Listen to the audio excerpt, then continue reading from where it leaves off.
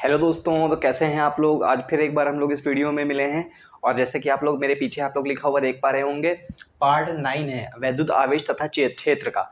हम लोग class 12th में फिजिक्स पढ़ रहे थे और फिजिक्स में पहला चैप्टर पढ़ रहे थे वैद्युत आवेश तथा क्षेत्र। इससे पहले मैंने बहुत कुछ पढ़ा दिया है, ये लास्ट से लास्ट लेक्चर, लगभग सेकंड लास्ट लेक्चर है। इसके बाद जो सवाल होंगे वो करा दूंगा। तो अगर आप लोगों ने पहले के वीडियो नहीं देखे हैं तो पहले वो देख लीजिए, तब यहाँ पे आइए, तभी आप लोगों को समझ में आएगा। ठीक है, तो अब मैं आप लोगों को पढ़ाने वाला हूँ। आज पिछले वाले चैप्टर में मैं आप लोगों को पढ़ा था गॉस नियम, और उससे इस्तेमाल करके हम लोग कई सारे फॉर्मूले हम लोगों ने देखे थे। हम लोगों ने देखा था बिंदु आवेश की वजह से वैद्युत क्षेत्र, एक तार की कारण वैद्युत क्षेत्र। आज आप लोग देखेंगे इसके जो सवाल होते हैं तार के कारण वैद्युत क्षेत्र के, वो देखते हैं। उसके बाद देखते हैं एक चादर, समतल जो है चादर है, उसके कारण वैद्युत क्षेत्र की तीव्रता निकालनी है, हमको कुछ दूरी के ऊपर निकालनी है। ठीक है, तो सबसे पहले आप लोग देख रहे होंगे सब्सक्राइब वाला बटन, वो तो जरूर दबाना है। ठीक है, और 4-5 लोग को शेयर तो जरूर करना है। ठीक है, अब चलिए स्टार्ट करते हैं। सवाल में आपको दिया है एक अनंत रेखीय तार है, मतलब जो भी तार दिया जाएगा आपको वो काफी ज्यादा लंबाई का दिया जाएगा। ठीक है, तो वही लिखा है यहाँ पे, अनंत रेखीय तार है, उसके ऊपर 2 माइक्रोकूलाम, ये निशान जो देख रहे हैं यू वाला, इसको बोलते हैं माइक्रो का निशान। ठीक है, तो 2 माइक्रोकूलाम पर मीटर, मतलब 1 मीटर में 2 माइक्रोकूलाम आवेश है और तार काफी लंबा होगा, तो 2 माइक्रोकूलाम पर मीटर, ये क्या है, रेखीय आवेश घनत्व, जिसको लैम्डा बताया था वो है। तार से वायु में 20 सेंटीमीटर दूर वैद्युत क्षेत्र की तीव्रता ज्ञात कीजिए। मतलब तार पानी हवा में रखा है, उससे 20 सेंटीमीटर दूर पर तुमको क्या निकालना है, वैद्युत क्षेत्र की तीव्रता। तो इस तरह से कुछ तार रखा है। ठीक है, इस तार से यहाँ पे 20 सेंटीमीटर दूर आना है और यहाँ पर क्या निकालना है, वैद्युत क्षेत्र की तीव्रता। अब यहाँ पे प्लस लगाया तो जाहिर सी बात है प्लस आवेश होगा, और प्लस आवेश की वजह से जो घनत्व होगा वो भी क्या होगा, आवेश प्लस वाला होगा, तभी यहाँ पे घनत्व किस में लिखा है, प्लस में लिखा है। और प्लस के कारण वैद्युत क्षेत्र की तीव्रता किसी पॉइंट पर क्या होती है, इस तरफ होती है, उससे दूर की तरफ। मान लिया ये पॉइंट पी। अब तुमसे दिशा विशा तो पूछी नहीं गई है, तुमसे सिर्फ वैद्युत क्षेत्र की तीव्रता पूछी गई है। ठीक है, अब तुमको ई निकालना है, लैम्डा दिया है तुमको, जो जो दिया है लिख लो। लैम्डा कितना दिया है, 2 माइक्रोकूलाम पर मीटर।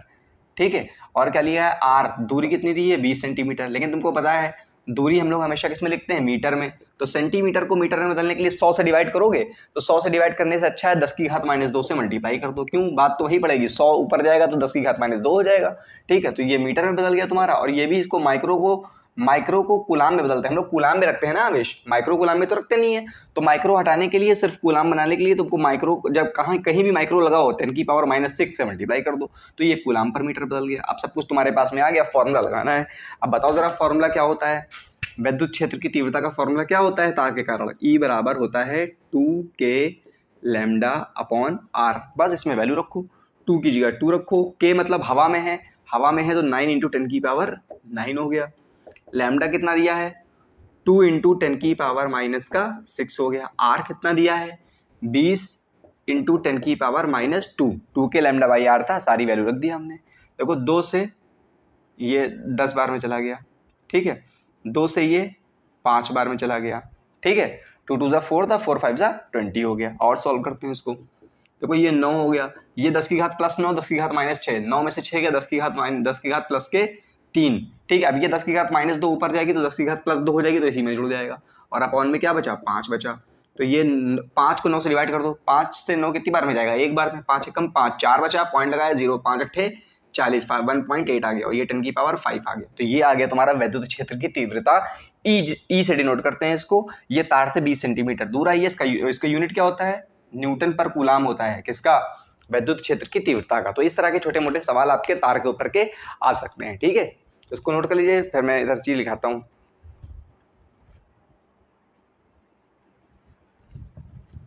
अब देखिए हम लोग को पढ़ना है अब एक समान अनंत लंबाई की चादर। अनंत चादर मतलब काफी बड़ी चादर है, काफी बड़ी चादर के कारण एक समान अनंत चादर के कारण वैद्युत क्षेत्र की तीव्रता।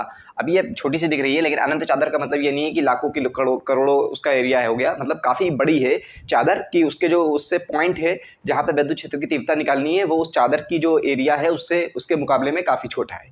ठीक है, जैसे कि एग्जाम्पल के तौर पर हमने मान ली ये कोई चादर है, यहाँ से मान लो यहाँ पर R दूरी पर तुमको क्या निकालनी है, वैद्युत क्षेत्र की तीव्रता। तो यहाँ से जो इसकी दूरी होगी ये काफी कम होगी इसके रिस्पेक्ट में, किसके, चादर की एरिया के रिस्पेक्ट में। में, तो वही निकालना है तुमको। इससे लंबवत r दूरी के ऊपर तुमको वैद्युत क्षेत्र की तीव्रता ज्ञात करनी है। तो हमने मान लिया कि चादर का जो पृष्ठ आवेश घनत्व है, देखो चादर के ऊपर जो होता है वो चादर एरिया होता है, जो तार होता है तार एक लंबाई होती है, उसके ऊपर जो आवेश बिखरा होता है उसको हम लोग बोलते हैं रेखीय आवेश घनत्व। और हमने बताया था जब कभी कोई पृष्ठ हो या कोई एरिया हो उस पर आवेश एक समान रूप से वितरित हो तो वहां पे क्या लगता है, पृष्ठ आवेश घनत्व। तो इसलिए हमने पृष्ठ आवेश घनत्व क्या मान लिया है, सिग्मा, और मान लिया तार से r दूरी पर यहाँ पर वैद्युत क्षेत्र की तीव्रता तुमको ज्ञात करनी है। ठीक है, ये दूरी कितनी है, r। देखो जितनी दूरी r इधर ले लो चाहे, और चाहे r इतनी ही दूरी कहाँ ले लो, यहाँ पे ले लो, दोनों तरफ वैद्युत क्षेत्र की तीव्रता क्या होनी चाहिए, सेम होनी चाहिए। तो तुमको बताओ वैद्युत क्षेत्र की तीव्रता अगर मानना होता है तो गॉस के नियम का इस्तेमाल, हम लोग अभी गॉस के नियम का ही अनुप्रयोग पढ़ रहे हैं। तो ये कौन सा तीसरा अनुप्रयोग है। सबसे पहले हमने बताया था बिंदु आवेश के कारण वैद्युत क्षेत्र की तीव्रता, फिर उसके बाद बताया एक समान लंबाई तार के कारण वैद्युत क्षेत्र की तीव्रता, ये तीसरा अनुप्रयोग है एक चादर के कारण। अब सबसे पहले कभी भी गॉस का नियम लगाते हैं तो हम लोग क्या मानते हैं, गॉसियन सतह, और गॉसियन सतह भी ऐसी सतह मानते हैं जिससे आवेश हमारा बीचों बीच में आ जाए। तो अब इसको बीचों बीच में लाने के लिए और ये लंबाई भी आ जाए ताकि, तो तुमको इस वाले केस में मानना पड़ेगा क्या चीज, इस वाले केस में मानना पड़ेगा एक तुमको बेलन। क्या मानना पड़ेगा, बेलन। मान लो कि ये जो है इतना एरिया हमने ले लिया सिर्फ चादर के ऊपर, कितना, ये वाला एरिया चादर के ऊपर है, और इससे होकर जाने वाला क्या बना दिया, एक बेलन बना दिया। कहाँ तक की बनाएंगे, r दूरी तक की बनाएंगे, जहां तक कि तुमको निकालना है पॉइंट, इस पॉइंट पर वैद्युत क्षेत्र की तीव्रता तुमको निकालनी है। ठीक है, अब मान लिया जो एरिया तुमने गॉसियन सतह लिया है उसका जो सरफेस एरिया है उसको मान लिया s, क्या मान लिया, s। अब ये कोई गोल गोल है ना, ये एरिया कितना होगा, पाई r स्क्वायर, जो भी इसकी दूरी होगी, तुमको उससे मतलब नहीं है, तुमने अभी क्या मान लिया, s मान लिया है। क्या मान लिया, s पृष्ठ एरिया मान लिया, तो ये भी s होगा और ये भी s होगा। ठीक है, अब तुमको पता होना चाहिए तुमको इस पॉइंट पर वैद्युत क्षेत्र की तीव्रता निकालनी है। इसमें तीन सतह बन गई, क्या बन गई, 3 सतह बन गई। एक तो सतह ये वाली बन गई पहली सतह, इसको चलो s1 मान लेते हैं, इसको क्या मान लेते हैं, s2 मान लेते हैं, और एक सतह गोल भी हो गई, बेलन की एक सतह क्या हो गई, गोल भी हो गई। तो देखो लेकिन एक चीज देखो, जो s वाली सतह है प्लस आवेश के कारण यहाँ पर वैद्युत क्षेत्र की तीव्रता क्या होगी, इधर वाल होगी, दूर की तरफ, ये होगी वैद्युत क्षेत्र की तीव्रता। और एक चीज और देखा तुमने, जो S1 है, S1 का मतलब जो S, ये S1 S सब सेम ही है ना, ये भी S है ये भी S है, क्योंकि जितना ये चौड़ाई बराबर चौड़ाई का है ना पूरा बेलन। तो अगर ये S है तो इसकी वो क्या कहते हैं, एरिया वेक्टर जो कि क्षेत्रफल सदिश होता है, वो क्या होता है, ये क्षेत्रफल पे खड़े हो जाओ बाहर की तरफ, ये S भी इधर ही वाले है कि नहीं है, S इधर वाल बिल्कुल है, तो दोनों एक ही तरफ है। इधर वाल भी यही कहानी होगी, प्लस की वजह से वैद्युत क्षेत्र की तीव्रता इधर होगी, और S यहाँ पे खड़े हो जाओगे बाहर आओगे तो ये भी इधर वाला होगा। लेकिन ये वाली जो सरफेस है, ये पहली सरफेस हो गई मान लो, ये दूसरी सरफेस हो गई, ये तीसरी सरफेस जो हो गई, ये जो पृष्ठीय सरफेस है, इसमें प्लस आवेश है, प्लस आवेश यहाँ पे भरा है, प्लस आवेश के कारण वैद्युत क्षेत्र की तीव्रता उधर होगी ना, इस तरफ होगी वैद्युत क्षेत्र की तीव्रता। और एरिया क्या होगा, इसका एरिया तो क्या होगा, एरिया तो इस तरफ होगा ना, सॉरी वैद्युत क्षेत्र की तीव्रता तो इधर होगी ना, ये प्लस आवेश के कारण वैद्युत क्षेत्र की तीव्रता यहाँ पे इस तरफ होगी, और एरिया क्या होगा, ऊपर की तरफ होगा। दोनों के बीच में कोण क्या होगा, 90। इसको नोट कर लीजिए अब तक। तो ये तीसरा सतह हो गए, तीसरी सतह पर ये प्लस आवेश के कारण इस बिंदु पर वैद्युत क्षेत्र की तीव्रता प्लस से दूर की तरफ होती है, हमने ये दिखा दिया। और पृष्ठ का ये जो गोल गोल पृष्ठ है, गोल गोल पृष्ठ पे खड़े हो गए, यहाँ पे बाहर की तरफ जाओगे तो ऊपर जाओगे। तो मतलब ये तीसरी वाली सतह के ऊपर देखो आवेश और वैद्युत क्षेत्र, मतलब जो इसकी एरिया वेक्टर है और वैद्युत क्षेत्र की दिशा है, दोनों की दिशा के बीच में 90 डिग्री का एंगल है। ठीक है, और बाकी इन दो सतह के ऊपर, तो आप लोग देख रहे होंगे यहाँ पे हमने 3 सतह मानी है। एक सतह तो ये वाली होगी, 3 प्रकार की सतह है। एक सतह ये वाली हो गई गोल, तो इसमें वैद्युत क्षेत्र की तीव्रता और एरिया दोनों एक ही दिशा में है। ये वाली सतह जो दूसरी है, इसमें विद्युत क्षेत्र की तीव्रता और एरिया इसमें भी दोनों एक ही तरफ है। तो मतलब यहाँ पे इनके बीच में एंगल 0 होगा, यहाँ पे भी एंगल 0 होगा। और यहाँ पे देखो, अगर प्लस आवेश के कारण यहाँ पर विद्युत क्षेत्र की तीव्रता इधर होगी, और अगर इसका एरिया की बात किया जाए तो एरिया तो बाहर होगा। तो इसका मतलब यहाँ पे तो विद्युत क्षेत्र की तीव्रता और एरिया के बीच में एंगल कितना होगा, 0। अब हमने माना है ये गॉसियन सतह, तो इसको लिख दो। अगर जो भी चीज माना करो डेरिवेशन में लिख दिया करो, तो लिख दो माना एक बेलनाकार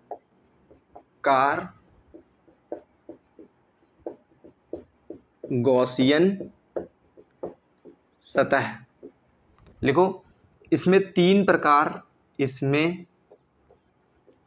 3 प्रकार की सतह हैं, बस इतना लिख दो। अब देखो तुमको पता है गॉस के नियम के अनुसार, गॉस के नियम से गॉस ने बताया था जो फ्लक्स होता है, फ्लक्स कितना होता है, फाई बराबर होता है क्यू इन अपॉन में एप्सिलॉन नॉट।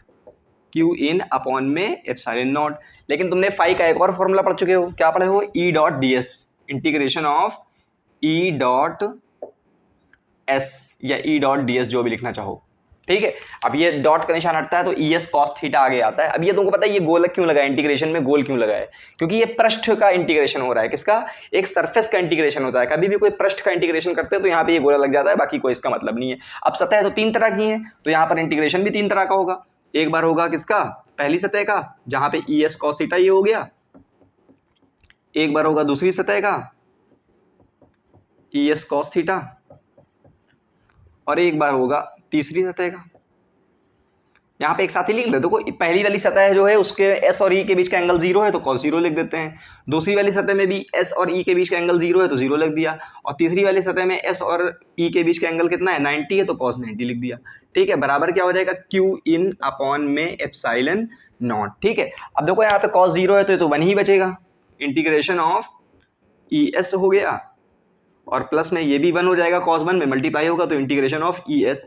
दोनों में एरिया भी सेम है, देखो एरिया तो सब में सेम है यहाँ तक, लेकिन ये वाला एरिया अलग होगा, लेकिन उससे कोई मतलब ही नहीं, क्योंकि cos 90 तो 0 हो जाएगा, 0 में कुछ भी मल्टीप्लाई करो तो जो 0 हो गया।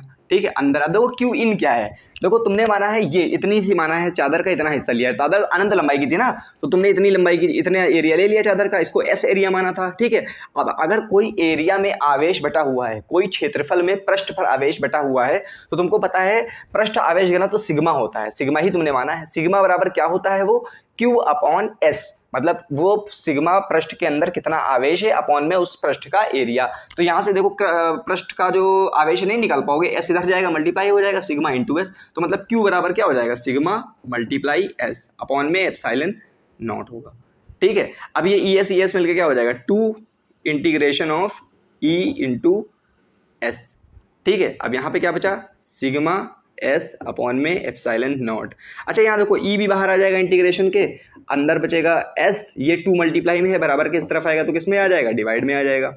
ठीक है, अच्छा एक बात बताओ, ये इंटीग्रेशन कब लगाते हैं, जब कोई चीज बदल रही हो, क्या हो रही हो, बदल रही हो। यहाँ पे तो एरिया फिक्स है ना, एस एरिया तो फिक्स है, कहीं भी देख लो, यहाँ भी फिक्स है, यहाँ भी फिक्स है और यहाँ भी फिक्स है। ये वाला तो लेना ही नहीं है तुमको तो ये वाला और ये वाला लेना था, तो ये तो फिक्स एरिया है एस, तो इसको तो बाहर निकाल लेंगे इंटीग्रेशन के, ई इंटू एस हो जाएगा बराबर सिग्मा एस अपॉन में 2, ये एप्सिलॉन नॉट कहाँ गायब हो गया, एप्सिलॉन नॉट ही बचेगा। ठीक है, ये एस से एस क्या हो गया, कैंसिल हो गया, तो ई बराबर देखो आ गया तुम्हारा सिग्मा अपॉन 2 एप्सिलॉन नॉट।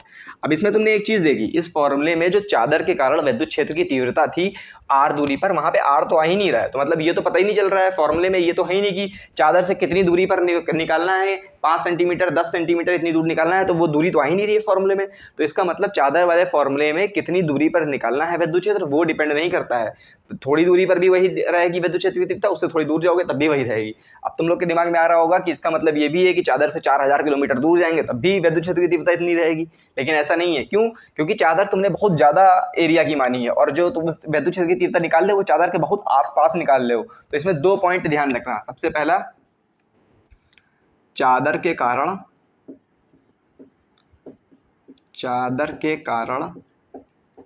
विद्युत क्षेत्र की तीव्रता उससे दूरी पर निर्भर नहीं करती, उससे दूरी पर निर्भर नहीं करती, ये पहली बात। और दूसरी बात ये बताना है कि चादर से जो दूरी है जहां पे विद्युत क्षेत्र की तीव्रता निकालनी है वो बहुत ज्यादा दूर नहीं है। आप देखो ये एक पॉइंट और लिख लो कि जो दूरी होगी जहां पर विद्युत क्षेत्र की तुमको तीव्रता निकालनी होगी किसी भी चादर से, वो दूरी बहुत ज्यादा दूर नहीं होगी चादर से। ठीक है, तभी ये फॉर्मूला लगा पाओगे ना, नहीं तो पता चले 4000 किलोमीटर दूर निकाल ले हो, 5000 किलोमीटर दूर निकाल ले हो, तो ऐसा नहीं हो सकता ना। तो इसका मतलब कि जो चादर से दूरी है विद्युत क्षेत्र की तीव्रता जहां निकालनी है वो दूरी क्या होगी, कम होगी, इसीलिए ये पॉइंट भी नोट कर लेना। ठीक है, अच्छा अब ये देखो, इसको चाहे क्वेश्चन समझ लो चाहे तुम क्या समझ लो, कोई कॉन्सेप्ट समझ लो। जैसे तुमको दिया है कि एक चादर ये दी है और दूसरी चादर दी है तुमको, ठीक है, दोनों के बीच की कुछ ना कुछ दूरी है थोड़ी बहुत, ठीक है, अब वो दूरी बताई नहीं है तुमको, ठीक है, और इनके बीच में एक कुछ एरिया है, इधर भी कुछ होगा, इधर भी हवा होगी, बीच में भी हवा, इधर भी हवा है। ठीक है, मान लिया पहले वाले का जो रेखीय आवेश वो पृष्ठ आवेश घनत्व है वो सिग्मा है, और दूसरे वाले का भी कितना है, सिग्मा है। क्या है, दूसरे वाले का भी क्या है, सिग्मा है। अब तुमसे कहा है तुमको निकालना है ई, निकालना है, कहाँ निकालना है, ई कहाँ पर, एट फर्स्ट सेकेंड और थर्ड पर, मतलब इस पॉइंट पर विद्युत क्षेत्र की तीव्रता क्या होगी और इस पॉइंट पर क्या होगी और इस पॉइंट पर क्या होगी। मतलब देख रहे हो तुम, जो पहला वाला एरिया है जहाँ पे फर्स्ट लिखा है वो कहाँ है, वो दोनों चादर से लेफ्ट साइड में है, और जो 3 नंबर का एरिया है वो कहाँ है, दोनों चादर से राइट साइड में है, और जो बीच वाला एरिया है वो कौन सा है, सेकंड नंबर का, जो दोनों चादरों के बीच में है, निकालना है। अगर तुमको निकालना है सबसे पहले एक पर निकालते हैं, चलो ये पॉइंट यहाँ पे ले लो, इधर वाला थोड़ा यहाँ पर, ठीक है। तुमको निकालना है विद्युत क्षेत्र की तीव्रता फर्स्ट पॉइंट पर। देखो तुमको पता है विद्युत क्षेत्र की तीव्रता जो है दूरी पर निर्भर नहीं करती है, अगर आसपास निकाल रहे हो तो सिग्मा अपॉन 2 एप्सिलॉन नॉट होता है विद्युत क्षेत्र की तीव्रता। और प्लस के कारण देखो इस पॉइंट पर विद्युत क्षेत्र की जो तीव्रता होगी फर्स्ट पर किसकी किसकी वजह से होगी, एक तो इस चादर की वजह से होगी और एक इस चादर की वजह से होगी, इन्हीं दो चादरों की वजह से तो होगी। अब फर्स्ट पर देखो इस वाले प्लस वाले की तरफ से इस पर विद्युत क्षेत्र की तीव्रता किधर होगी, इधर वाल होगी, ठीक है। E1 मान लिया, ये जो पहली इसको A मान लेते हैं, चलो एक चादर A है और एक चादर B, इसको A मान लेते हैं, तो इसके कारण विद्युत क्षेत्र की तीव्रता यहाँ पर क्या होगी, EA होगी। और B वाले के कारण भी विद्युत क्षेत्र की तीव्रता इस पॉइंट पर क्या होगी, ये भी इसके यहाँ पे है तो दूर होगी, ये भी इससे यहाँ पे है तो प्लस की वजह से दूर होगी, तो दोनों विद्युत क्षेत्र की तीव्रताएं क्या होंगी, एक ही दिशा में होंगी। तो एक नंबर पर जो एक वाला एरिया है वहां पर विद्युत क्षेत्र की जो तीव्रता होगी वो तो EA प्लस EB के बराबर होगी। और तुमको पता है दूरी पर निर्भर करती नहीं है विद्युत क्षेत्र की तीव्रता, तो इस वाली चादर के कारण जो EA होगी वो भी सिग्मा अपॉन 2 एप्सिलॉन नॉट होगा। और अगर ये भी सिग्मा है दिया है तुमको, तो इस वाले के कारण यहाँ पर विद्युत क्षेत्र की तीव्रता वो भी कितना होगा, सिग्मा अपॉन 2 एप्सिलॉन नॉट। तो sigma upon 2 epsilon not plus sigma upon 2 epsilon not मिलकर हो जाएगा सिग्मा अपॉन एप्सिलॉन नॉट, ठीक है। तो इसका मतलब इस वाले एरिया पर विद्युत क्षेत्र की तीव्रता की दिशा वो क्या होगी, मान सिग्मा अपॉन एप्सिलॉन नॉट। अगर यहाँ का भी सिग्मा है और यहाँ का भी सिग्मा है, क्या वो रेखीय पृष्ठ आवेश घनत्व, ठीक है। तो देखो इसकी दिशा क्या होगी, इसकी इस एक वाले एरिया की तरह एक वाले एरिया में इसकी वजह से भी लेफ्ट साइड में है और इसकी वजह से भी लेफ्ट साइड में है, तो टोटल क्या होगी, लेफ्ट साइड में होगी, ठीक है। अगर यही हमको तुमको निकालना हो सेकंड वाले एरिया में, सेकंड वाले में एरिया में देखते हैं, चलो। अच्छा देखो सेकंड वाला एरिया मान लो कोई भी पॉइंट ले लो यहाँ पे, तो सेकंड वाले एरिया में जो ए नंबर की चादर है, जो ए चादर है उसकी वजह से तो प्लस की वजह से विद्युत क्षेत्र की तीव्रता इधर होगी EA, और इसकी वजह से इस पॉइंट पर दूर की तरफ तो इधर वाल होगी EB, ठीक है। तो दोनों क्या होंगे, विपरीत दिशा में। और देखो तुम दोनों सेम ही हैं, जब सेम होंगे और विपरीत दिशा में होंगे तो जाहिर सी बात है माइनस करना पड़ता है, क्या करना पड़ता है, माइनस करना पड़ता है। EA कितना है, sigma upon 2 epsilon not, EB भी इतना ही है, सिग्मा अपॉन 2 एप्सिलॉन नॉट। तो दोनों में से एक चीज जाएगी, जीरो बचेगी। तो अगर दोनों चादरें सेम तरह की हैं, दोनों पर प्लस प्लस आवेश है और आवेश घनत्व भी क्या है, सेम ही है, पृष्ठ आवेश घनत्व तो सिग्मा सिग्मा। तो अगर उनके किसी एक साइड में देखोगे तो आवेश जो तुम्हारा विद्युत क्षेत्र की तीव्रता होगी दोनों के कारण जुड़ जाएगी, सिग्मा अपॉन एप्सिलॉन नॉट हो जाएगी, और बीच में जीरो आएगी। कहीं पे भी कोई पॉइंट ले लो, बीच में विद्युत क्षेत्र की तीव्रता क्या होगी, जीरो, क्योंकि एक चादर की वजह से राइट साइड में होगी और दूसरे चादर की वजह से लेफ्ट साइड में होगी, और दोनों सेम मात्रा में होगी तो इसलिए जीरो। थर्ड में भी देखो सेम आएगा इसी की तरह। थर्ड वाले पॉइंट पे यहाँ पे आओ, तो इस प्लस की वजह से विद्युत क्षेत्र की तीव्रता इधर हो जाएगी EB, और इस ए चादर की वजह से भी विद्युत क्षेत्र की तीव्रता इधर हो जाएगी क्योंकि दूर है, दोनों एक ही तरफ होगी, बस खाली सेम या ऐसा ही आएगा, बस खाली उसकी जो दिशा होगी इसमें लेफ्ट साइड थी वन वाले एरिया में और थर्ड वाले एरिया में राइट साइड हो जाएगी। EA प्लस EB जब दोनों एक ही दिशा में सदिश हैं तो जुड़ जाएंगे, sigma upon 2 epsilon not plus sigma upon 2 epsilon not मिलकर क्या हो गया, सिग्मा अपॉन एप्सिलॉन नॉट। दिशा क्या होगी, राइट साइड। तो ये बहुत इंपॉर्टेंट कॉन्सेप्ट है, इसको नोट कर लेना। अभी एक और बता रहे हैं जिसमें क्या होगा, एक तरफ प्लस होगा और एक तरफ क्या होगा, माइनस होगा, वो वाला भी नोट कर लेना।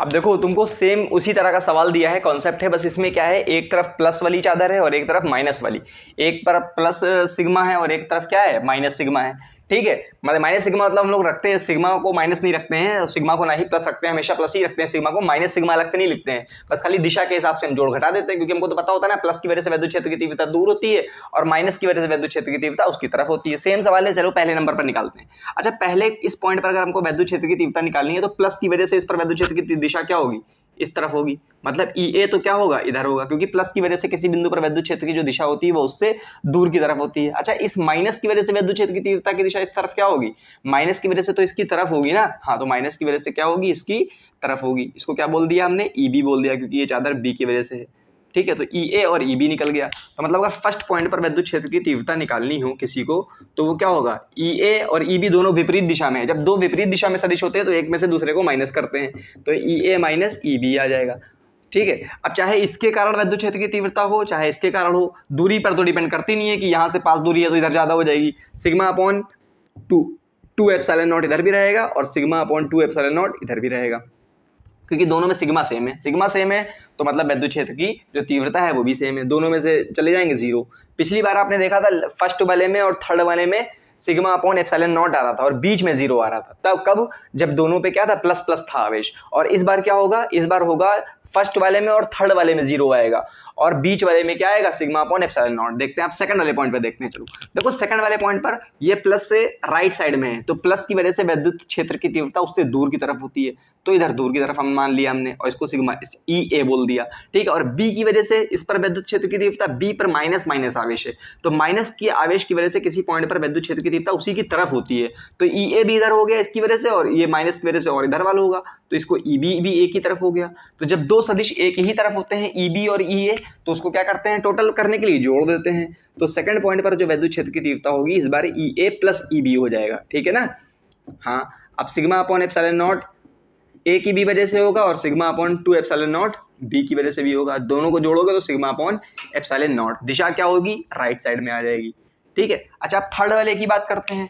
थर्ड वाले के लिए ये देखो ये क्या है, प्लस वाला है, तो प्लस वाले की वजह से विद्युत क्षेत्र की तीव्रता उससे दूर की तरफ होगी, तो ये हो गया तुम्हारा ई ए, और माइनस वाले की तरफ से उसकी तरफ होती है, तो इधर हो जाएगा ई बी हो जाएगा, ठीक है। तो इस बार ई ए और ई बी विपरीत दिशा में आ गया, तो यहाँ से अगर तीसरे नंबर के पॉइंट पर विद्युत क्षेत्र की तीव्रता निकालनी हो तो फिर से क्या करना पड़ेगा, माइनस करना पड़ेगा, क्योंकि जब दो सदिश विपरीत दिशा में होते हैं तो टोटल निकालने के लिए हम लोग क्या करते हैं, माइनस करते हैं, ठीक है ना। तो sigma upon 2 epsilon not minus sigma upon 2 epsilon not क्या आ गया, जीरो। तो पिछली बार क्या था, बीच वाले पॉइंट पर जीरो आया था और लेफ्ट और राइट में क्या आया था, सिग्मा अपॉन एप्सिलॉन नॉट आया था। लेकिन इस बार क्या हो गया, बीच वाले पॉइंट पर राइट साइड में आया सिग्मा अपॉन एप्सिलॉन नॉट और फर्स्ट और थर्ड वाले पर क्या आया, जीरो आया। तो ये बहुत इंपॉर्टेंट कॉन्सेप्ट है, ये 100% पेपर में आता है, ठीक, नोट कर लीजिए इसको।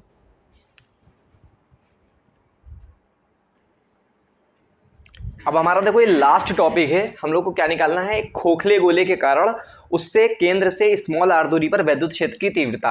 अब सबसे पहले हम गोले के बाहर देखेंगे, तो ये पहले हम मान लेंगे गोला, ये सब बातें लिख लेंगे नीचे कि एक गोला है जिस पर प्लस क्यू आवेश है, प्लस भी हो सकता है माइनस भी हो सकता है, बस प्लस पे क्या फर्क पड़ता है, दूर की तरफ होता है विद्युत क्षेत्र की तीव्रता, माइनस की वजह से अंदर की तरफ होता है। तो टोटल आवेश क्या दे दिया जाएगा तुमको सवाल में, कैपिटल क्यू दे दिया जाएगा। तो अपने मन से मान लेना, जब डेरिवेशन करना तो अपने मन से मान लेना कि कैपिटल क्यू आवेश है टोटल और उसकी त्रिज्या कैपिटल आर है और स्मॉल आर जो है वो पॉइंट बाहर है, मतलब स्मॉल आर यहाँ पे दिखा देना कि इससे बड़ा, small R is greater than capital R, मतलब स्मॉल आर कैपिटल आर से बड़ा है, तो इसका मतलब ये पॉइंट कहाँ है, बाहर के पे, बाहर विद्युत क्षेत्र की तीव्रता निकालनी है तुमको। तो सबसे पहला काम क्या होता है, हमने बताया कभी भी विद्युत क्षेत्र की तीव्रता निकालो गॉस का नियम इस्तेमाल, गॉस के नियम का इस्तेमाल करते हुए कि जो टोटल आवेश है वो तुम्हारा बीचों बीच में आ जाए, इस तरह से गॉसियन सतह मानो पहले। तो क्या करोगे, इस पी से होकर जाने वाला, जहां पर विद्युत क्षेत्र की तीव्रता निकालनी है उससे होकर जाने वाली तुमको एक गॉसियन सतह माननी है। तो गॉसियन सतह कैसे मानोगे बताओ, किस तरह की होगी यहाँ पे, तो ये जाहिर सी बात है गोलाकार ही होगी, क्योंकि ये पूरा गोला क्या आ जाएगा, बीच में आ जाएगा पूरा आवेश, बिल्कुल ये सतह इस तरह से मानो कि ये बिल्कुल बीचों बीच में आ जाए तुम्हारा आवेश, तो ये जो गॉसियन सतह होगी इस तरह से हो जाएगी।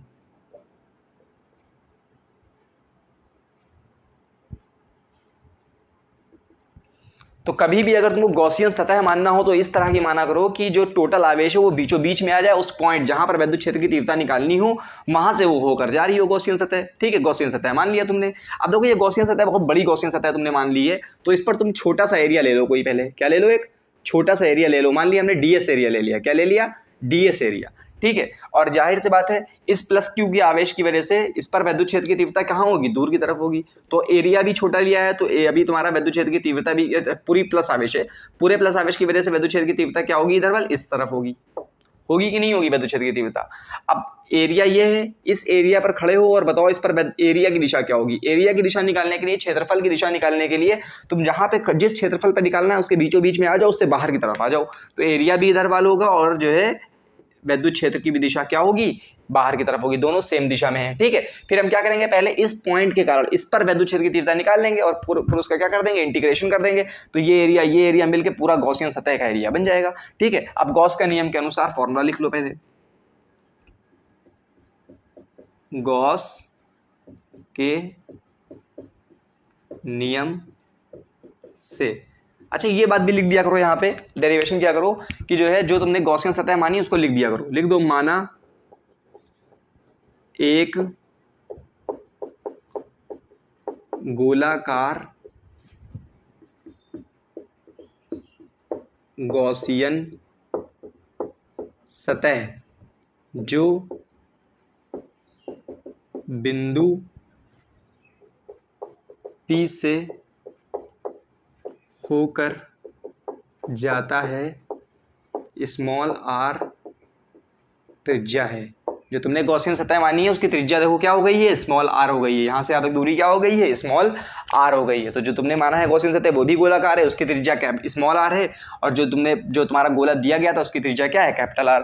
अब गॉस के नियम से तुमको पता है integration of E dot ds, छोटा सा एरिया माना है तो ds लिख दो यहाँ पे, क्या होगा Q इन अपॉन में एप्सिलॉन नॉट। ठीक है, अब ds तुमने माना है एरिया छोटा सा, तो तुमको पता है E और ds दोनों के बीच का एंगल क्या है, देखो यहाँ पे दोनों के बीच का एंगल दोनों सेम दिशा में है तो एंगल 0 हो जाएगा। तो इसका मतलब ये हो गया E ds cos 0। ठीक है, अच्छा क्यू इन क्या हो गया, क्यू इन का मतलब गॉसियन सतह के अंदर आवेश। तो तुमने गॉसियन सतह ये वाली मान ली है, तो इसके अंदर पूरा आवेश, जो पूरा आवेश था वो कहाँ आ गया, गॉसियन सतह के अंदर आ गया। तो टोटल क्या आ जाएगा, क्यू। जितना भी आवेश जो तुमको गोले पर दिया था वो छोटा वाला गोला जो तुमको दिया गया था वो तो गॉसियन सतह के अंदर आ गया ना, तो आवेश भी क्या आ गया, अंदर आ गया। तो क्यू आ जाएगा यहाँ पे अपॉन में एप्सिलॉन नॉट। अब ये ई और एस है, ई तो बाहर आ जाता है इंटीग्रेशन के। अब ये अंदर क्या बचा, ds बचा, यहाँ पे बचा q अपॉन एप्सिलॉन नॉट। अच्छा ds क्या है, ds एक गोला, कौन सा गोला है पे ds है, ये वाले गोले पर, गॉसियन सतह वाले गोले पर ds मानते हैं हमेशा। कहाँ मानते हैं, गॉसियन सतह वाले पर। तो गॉसियन सतह का जो पृष्ठ एरिया है ds है, ds इंटीग्रेशन का मतलब छोटे छोटे चीजों को जोड़ना, तो ds जोड़ दोगे। अगर कोई पूरा गोला है, गोले का तुमने बिल्कुल छोटा सा पार्ट ले लिया एरिया, और उस एरिया को जोड़ते चलेगा तो गोले का पृष्ठ एरिया आ जाएगा। और गोले का पृष्ठ एरिया क्या होता है, 4 पाई r स्क्वायर। क्या आएगा, इसको लिख सकते हो 4 पाई r स्क्वायर। अब r स्क्वायर बड़ा r स्क्वायर लिखें कि छोटा r स्क्वायर लिखें, सतह तुमने बड़े वाले पर मानी है तो बड़ा सतह तुमने बाहर वाले गोले पर मानी है जिसकी त्रिज्या क्या है, स्मॉल r है। मतलब गॉसियन सतह वाले जो गोला माना है उसका तुमको निकलना है 4 पाई r स्क्वायर। तो गॉसियन सतह वाले की त्रिज्या कितनी है, स्मॉल r है, तो यहाँ पे स्मॉल r लिखोगे बराबर q अपॉन एप्सिलॉन नॉट। अच्छा यहाँ पे देखो क्या लिख सकते हो, e को एक तरफ रोको, बाकी सारी चीजें इधर भेज दो। तो यहाँ से e बराबर आ जाएगा तुम्हारा q अपॉन ये 4 पाई और ये एप्सिलॉन नॉट और r स्क्वायर। यहाँ पे 1 मल्टीप्लाई लिख सकते हैं, 1 अपॉन 4 पाई एप्सिलॉन नॉट को तुम क्या लिख सकते हो, k लिख सकते हो। क्या लिख सकते हो, k मतलब 9 इंटू 10 की पावर 9, और साथ में क्या है q और अपॉन में r स्क्वायर। देखा तुमने। तो इसका मतलब क्या हुआ, इसका मतलब ये हुआ कि अगर किसी बिंदु पर वैद्युत क्षेत्र की तीव्रता निकालनी है जो कि कहाँ है, वो पॉइंट बाहर है किसी गोले के, तो उसका फॉर्मूला क्या होता है, KQ अपॉन R स्क्वायर। ये फॉर्मूला सेम उसी की तरह आ गया जो बिंदु आवेश के कारण वैद्युत क्षेत्र की तीव्रता था। बिंदु आवेश के कारण वैद्युत क्षेत्र की तीव्रता का फॉर्मूला क्या था, अगर कोई बिंदु है जिसका आवेश क्या है, कैपिटल Q है, उससे r दूरी पर वैद्युत क्षेत्र की तीव्रता निकालनी है, तो फॉर्मूला होता था KQ अपॉन R स्क्वायर। तो वही आ गया गोले के कारण भी। तो इसका मतलब गोला भी एक बिंदु की तरह ही काम कर रहा है। तो एक तरह से तुम देख रहे हो, अगर हम इसका वो बनाए ग्राफ तुम लोग समझा करो थोड़ा बहुत। ये ग्राफ में अगर वाई एक्सिस पर हम ई रखें और एक्स एक्सिस पर क्या रखें, आर, मतलब दूरी उस पॉइंट से, केंद्र से दूरी रखें गोले के, तो समय अपॉन में आर स्क्वायर लगा है, आर स्क्वायर के साथ में अगर कोई चीज घटती है तो ग्राफ ऐसा बनता है। ठीक है, इस तरह से घट रही है ना, आर बढ़ने के साथ में ये वैद्युत क्षेत्र की तीव्रता घट रही है, तो किस तरह से घटेगी, इस तरह से, आर स्क्वायर होगा तो इस तरह से घटेगी। ठीक है, अब ये तो तुमने निकाला है कि जो खोखले गोले के कारण वैद्युत क्षेत्र की तीव्रता उससे बाहर। अब हम निकालते हैं उसके सतह पर, इधर वाला मिटा देते हैं और निकालते हैं सतह पर।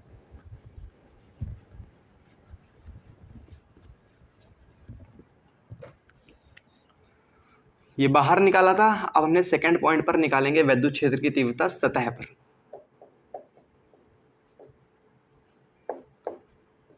डायग्राम इधर बना देते हैं और बना रहने देते हैं।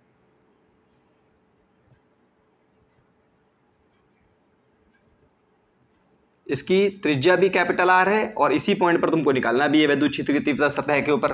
ठीक है, और प्लस Q आवेश तुमको दिया है। ठीक है, अब सतह पर निकालोगे सब कुछ सेम रहेगा।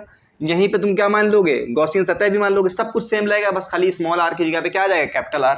तो स्मॉल r की जगह पे क्या आ जाएगा सतह के लिए, कैपिटल R। तो ये वाला जो फॉर्मूला है E बराबर KQ अपॉन R स्क्वायर जो तुमने बाहर निकाला है, तो जो बाहर निकाला है वो पॉइंट कहाँ पे आ जाएगा, सतह पर, तो स्मॉल r की जगह कैपिटल R आ जाएगा, कोई फर्क नहीं पड़ेगा बस।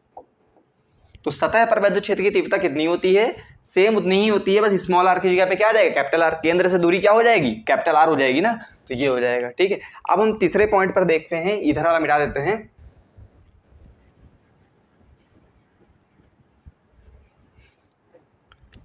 तीसरा पॉइंट है जो हमारा सी वाला, गोले के अंदर विद्युत क्षेत्र की तीव्रता क्या होगी। खोखले गोले की बात कर रहे हैं, या गोलीय कोश भी बोलते हैं खोखले गोले को, गोलीय कोश के अंदर विद्युत क्षेत्र की तीव्रता। अगर मान लो ये कोई गोला है,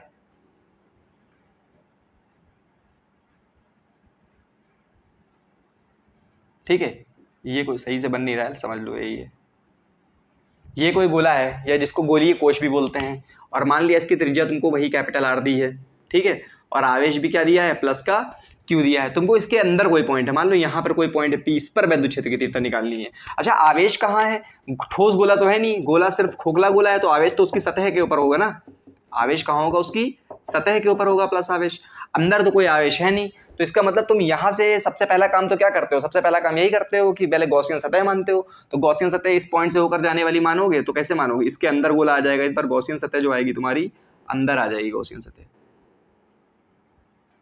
और ये मान लिया स्मॉल आर है, केंद्र से स्मॉल आर दूरी पर, इस बार स्मॉल आर छोटा है और कैपिटल आर क्या है, बड़ा है, क्योंकि कैपिटल आर जो गोला दिया गया है उसकी त्रिज्या है, स्मॉल आर कहाँ है, वो गोले के अंदर है, तो इससे सतह होकर जो जाएगी उसकी त्रिज्या क्या होगी, स्मॉल आर होगी। स्मॉल आर जो होगा कैपिटल आर से छोटा होगा। वही फॉर्मूला लगाओगे तुम गॉसियन सतह वाला, इंटीग्रेशन ई, इस पर कोई पॉइंट, इस पर कोई एरिया मान लोगे ds, क्या मान लोगे, ds, तो ई डॉट ds बराबर क्यू इन अपॉन में एप्सिलॉन नॉट, ई बाहर आ जाएगा और ये बचेगा इंटीग्रेशन ऑफ ds बराबर क्या हो जाएगा, क्यू इन।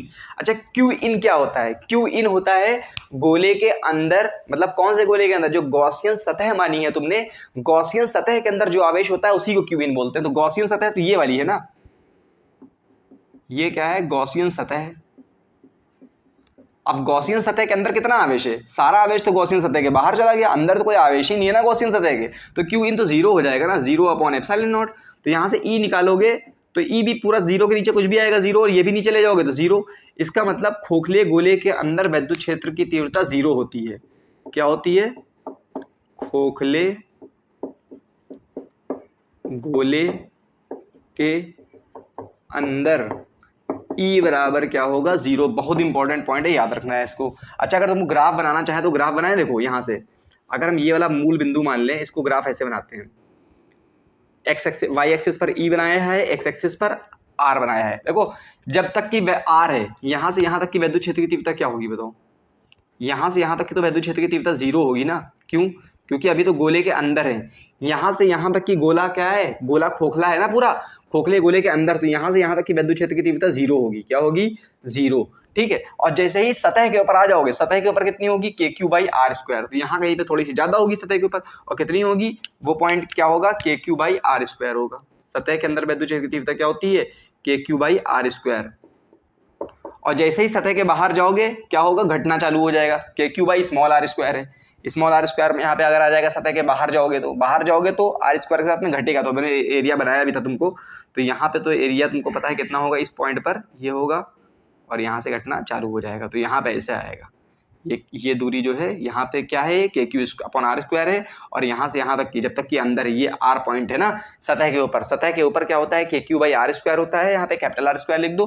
और क्या सतह से जैसे ही बाहर जाओगे तो घटना चालू हो जाएगा, ठीक है, और अंदर क्या होता है, जीरो होता है। तो ये हो गया तुम्हारा गोलीय कोश के कारण विद्युत क्षेत्र की तीव्रता। तो चार चीजें बताई हमने गॉसियन सतह में। सबसे पहले पॉइंट चार्ज की वजह से, बिंदु आवेश की वजह से, उसके बाद बताया है एक लंबाई के तार की वजह से, फिर बताया हमने एक चादर की वजह से, और एक ये बताया है भी खोखले गोले के कारण विद्युत क्षेत्र की तीव्रता। इन चार में से एक तो 100% आना ही आना है सवाल बोर्ड में, तो अच्छे से इसको समझ लेना है, ठीक है। तो ये चैप्टर कंप्लीट हो गया है। अभी एक वीडियो और डाल देंगे, उसमें क्या करेंगे, जितने भी प्रीवियस ईयर के सवाल आए हुए हैं इस चैप्टर से वो पढ़ेंगे, ठीक है ना। ज्यादातर विभव के सवाल आते हैं, लेकिन इसमें से सिर्फ जो सवाल आता है, जो गॉस का थ्योरम जो बताया है वो वाला सवाल बहुत आता है, और शुरुआत में जो आवेश वाले बताए हैं कि उनके बीच में कूलाम का बल निकालना, ये सब छोटे मोटे में 1-2 नंबर में आ जाता है। लेकिन सबसे ज्यादा इंपॉर्टेंट क्या है, गॉसियन सतह के जो गॉसियन सरफेस है उसका जो कॉन्सेप्ट बताया है, गॉस वाला कॉन्सेप्ट बताया है, मतलब खोखले गोला या कोई भी चीज बंद चीज हो उसके अंदर आवेश जो रखा होता है उसके कारण विद्युत क्षेत्र की तीव्रता क्या होती है।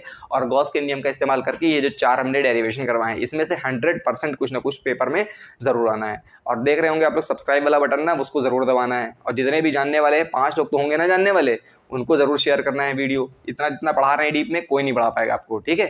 Thank you.